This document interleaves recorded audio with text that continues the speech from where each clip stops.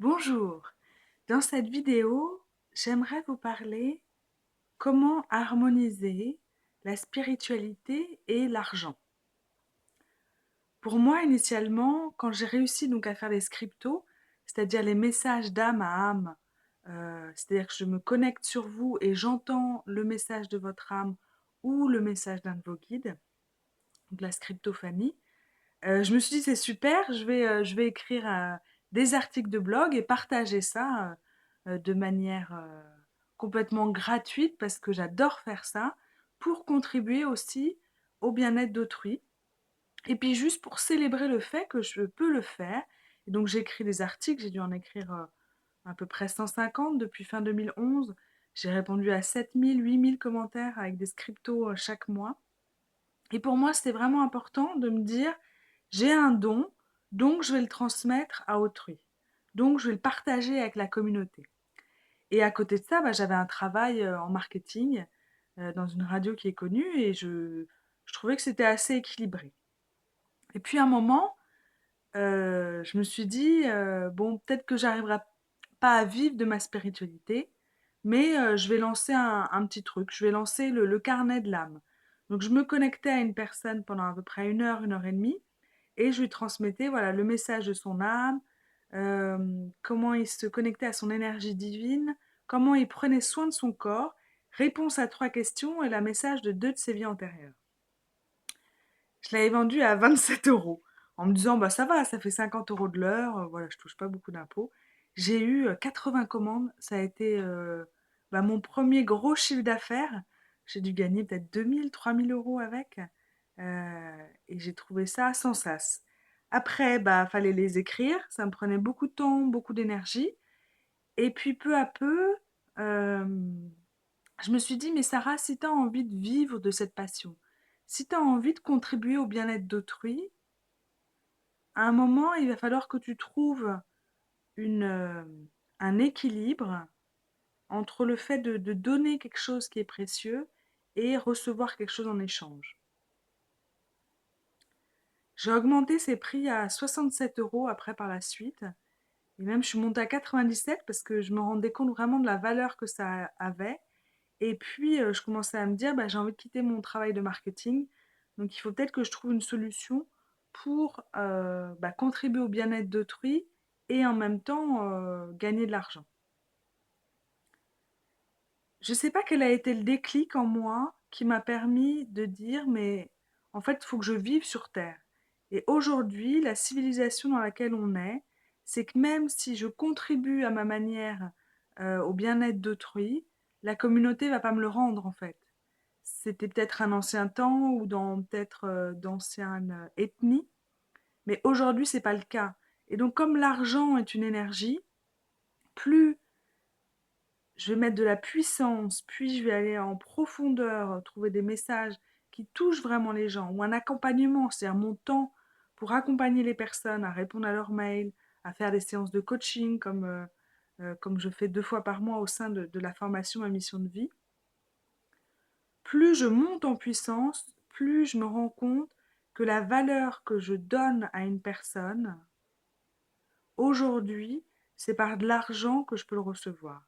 C'est comme si j'avais certaines cellules qui restent complètement dans le don. Quand j'écris des articles, quand j'offre des choses, là je me suis lancée voilà, à faire des vidéos parce que ça me plaît, mais j'accepte d'avoir dans, à l'intérieur de mes cellules beaucoup de dons et de partage. Quand je gagne beaucoup d'argent, j'en donne aussi une partie à des associations qui me tiennent à cœur, que ça soit au niveau pro, donc là je vais peut-être communiquer un peu dessus, au niveau perso, non. Mais pour moi, c'est important, voilà, quand je reçois, je transmets également. Pour vraiment sentir qu'il y a un flux et que l'abondance, c'est ça, c'est que je lâche prise et j'ouvre complètement ce flux de la vie et le flux de l'argent. Et au bout d'un moment, c'est comme si il y a des choses que je peux transmettre de manière gratuite et il y a d'autres choses qui vont beaucoup plus en profondeur. Et ce qui est incroyable, c'est que si il y a certains messages que je transmettais, la personne n'écoutait pas, elle payait un peu et là, elle recevait le message comme si c'était du pain béni. Comme si le fait de mettre de l'argent sur la table, de dire ok, ça c'est vraiment important, il y a beaucoup plus d'investissement. Si une personne rentre dans ma formation et que je lui offre euh, et qu'elle n'est pas forcément enfin, comment dire, si une personne va payer, c'est que je sais que derrière, elle va être motivée pour avancer. Elle va vouloir changer parce qu'elle a engendré une certaine énergie pour gagner cet argent et qu'elle veut le transmettre. Elle veut changer cet argent en changement à l'intérieur d'elle. Si une personne est très motivée et me demande des réductions financières ou trouver un arrangement, on le fait. Mais c'est juste pour vous dire, vous pouvez, si vous êtes dans un métier où vous contribuez au bien-être d'autrui, vous pouvez gagner de l'argent. C'est pas mal, c'est pas, ça va pas à l'encontre de l'être de la personne. Vous n'êtes pas mauvais si vous demandez comment ça s'appelle, en service quelque chose que vous offrez au monde et que vous lui demandez en retour un équilibre. Et pour moi, la spiritualité, pardon, l'argent en spiritualité, c'est vraiment la vie. Ce qui veut dire que si aujourd'hui vous n'avez pas d'argent, vous ne pouvez pas avancer, vous ne pouvez pas contribuer au bien-être d'autrui, c'est important de sentir la vie à l'intérieur de vous, de revenir sur qu'est-ce qui est réellement important. Et là, il y a des exercices comme s'appuyer par exemple sur la lignée de vos parents. Imaginez qu'il y a vos parents derrière et vos grands-parents. Vous appuyez complètement sur eux pour sentir la vie. Si vous avez des dettes, c'est plus important de perdre de l'argent que la vie. Ou les grands joueurs qui sont très impulsifs, ils ont cette dynamique qui préfèrent voilà, perdre de l'argent plutôt que mourir. Mais c'est parce qu'une partie d'eux-mêmes a cette dynamique morbide pour rejoindre soit une personne disparue qu'elle a connue, soit rejoindre un être cher en comment ça s'appelle dans sa famille, quelqu'un à qui il est identifié, qui a eu un destin tragique. Voilà, c'est quelque chose qui peut être au-dessus de lui. Mais ce qui est important, c'est que plus vous allez vous sentir vivant, plus vous allez faire entrer l'argent dans votre vie. Et si vous êtes thérapeute, si vous contribuez au bien-être d'autrui, faites payer. Parce que vous avez de la valeur et ce que vous transmettez a des fois beaucoup plus d'impact si vous le faites payer.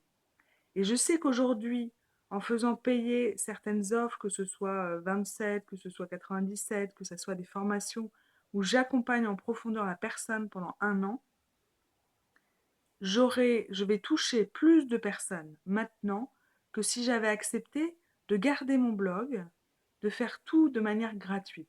Je n'aurais déjà pas pu vivre de ma passion et je n'aurais pas pu toucher autant de personnes.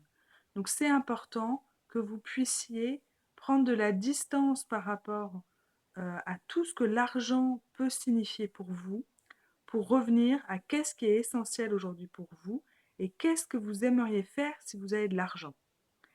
Ça vous permettra d'aller voir quel est le besoin derrière. Moi, je me suis rendu compte que j'aime beaucoup me faire plaisir et pour moi, l'argent remplissait ce besoin de me faire plaisir. Je sortais et puis je me dis, ah bah je m'offrirais bien ça, et puis je me ferais bien ça, pour me faire plaisir. Et à partir du moment où j'ai découvert que ce besoin derrière l'argent était de me faire plaisir, je me suis dit, bah, qu'est-ce que je peux faire pour me faire plaisir indépendamment de l'argent? Ça peut paraître bête, mais en fait, c'était vraiment pas facile pour moi. Alors vous, ça peut être un besoin de sécurité émotionnelle, ça peut être un besoin de vous sentir vivant, un besoin d'être joyeux, il peut y avoir plein de besoins. Trouvez quel est le besoin derrière le besoin que enfin, qu'est-ce que vous remplissez grâce à l'argent. Et c'est ainsi comme ça que vous pourrez, en vous sentir vivant, en vous appuyant sur votre lignée maternelle, paternelle, vos parents, vos grands-parents, en sentant la vie à l'intérieur de vous et accepter aussi d'être vivant sur Terre. Même si on est spirituel, on doit payer nos factures. Et on paye nos factures parce qu'ils nous rendent un service. Donc c'est important d'avoir des relations équilibrées entre ce que vous transmettez et ce que vous recevez. Et vous pouvez avoir une partie, voilà, où vous montez une fondation, où vous redonnez une partie de ce que vous avez gagné à l'univers ou à une œuvre qui vous fait vibrer. Moi aujourd'hui, ça va être vraiment tout ce qui est les enfants, l'éducation à Madagascar. Donc là, j'ai donné à peu près 1200 euros, ou ça va être Action contre la faim, ou peu importe. Mais ce qui est important, c'est de continuer à avoir le flux de l'argent, le flux de la vie, le flux de l'argent. Donc si vous avez peur de manquer, si vous croyez que vous n'avez pas assez d'argent, regardez quelqu'un, un SDF qui est dehors, et donnez-lui 10 euros. Faites l'expérience de donner de l'argent à quelqu'un qui en a moins que vous. Et vous verrez que vous en avez. Et ainsi, vous ferez l'expérience d'en avoir, comme dit Neil Donald Walsh dans Conversation avec Dieu. Voici le thème de l'argent. J'ai parlé au moins pendant 10 minutes, excusez-moi.